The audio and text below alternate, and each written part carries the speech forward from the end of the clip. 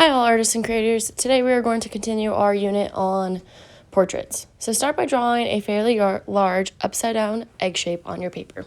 Notice how it takes up most of my paper. After you draw the upside down egg shape, you are then going to draw a vertical line going down the middle. Notice how I'm using a light line, not a heavy line, racing as I need to. Then you are going to draw a horizontal line going through the middle of the egg shape. This is where your eyes will line up.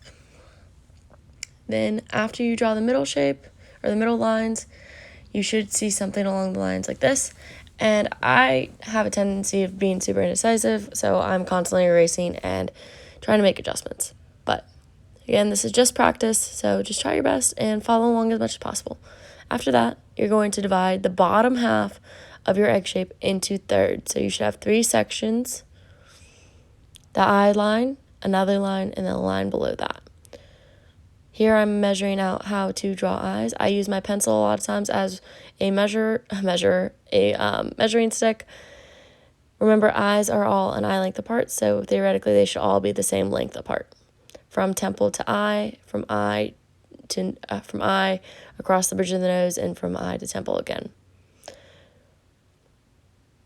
I'm just going to begin drawing the eyes as we've practiced before. I like to draw an almond shape or a lemon type shape, and then draw my irises inside of them, but also focusing on the outside lid as well. For me, this gives my eyes a little bit more structure, and it gives me something to focus on a bit more and characterize it more. Notice how I am just drawing outlines. I am not coloring or shading anything in yet. Just focusing on that contour, outer edge of everything.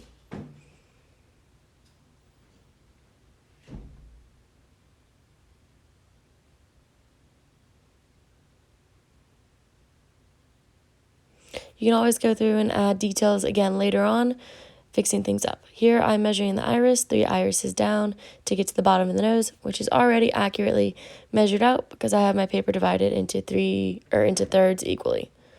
Here we practice drawing that nose again, starting with a circle, a horizontal line in the middle, and then using the guidelines to develop the nose and nostrils.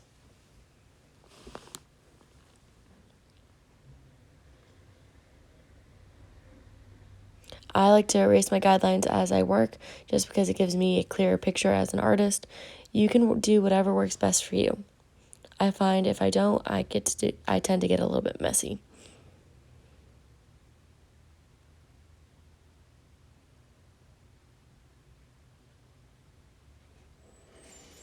Sometimes I draw the guidelines back in just to give myself more accuracy.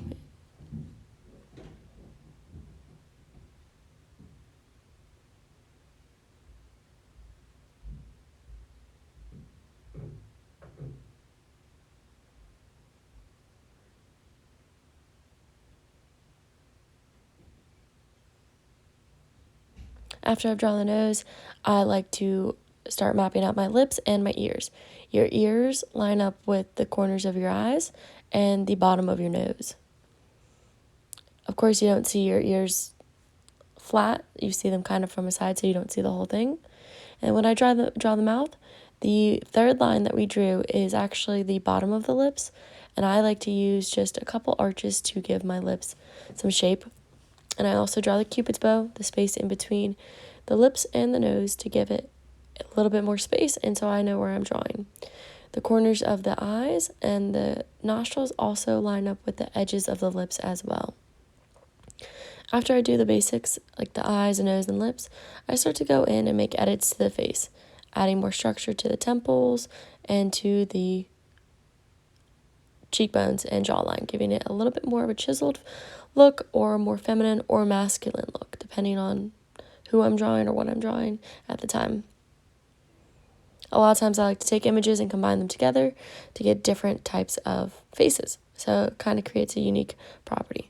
Here I'm not drawing anyone specific, I am just drawing from imagination.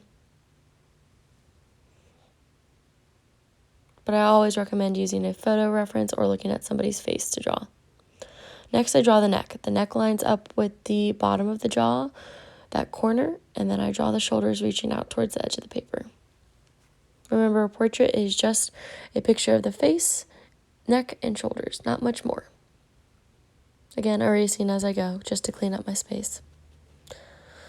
I also make a lot of notes while I'm working, as you can tell. So after you have the eyes, nose, lips drawn, the basics, then comes a challenging part for most people, which is the hair. I'm going to divide mine in half, or I divide my forehead in half just to give my hairline a point to start. Otherwise, it would be a really big head. So I divide the forehead in half again, and then from there I kind of start to map out a contour shape of hair. Not really coloring in anything yet, but giving it a brief run through of shape and some little hair strands that are implied. Now I chose to do the left side of this paper as long hair. The right side of the paper I am going to do short hair, just to give you an example of how to do that as well. For short hair, I like to draw slightly above where I originally started, and I like to map out the hairline as well, depending on how far or how high up or how low down it goes. Short hair can be kind of challenging because you don't see as much volume as you do with long hair, but it is still possible. It takes a little bit more mapping out because you do see the curve of the head more from the back, and again, drawing some little strands just as implied hair.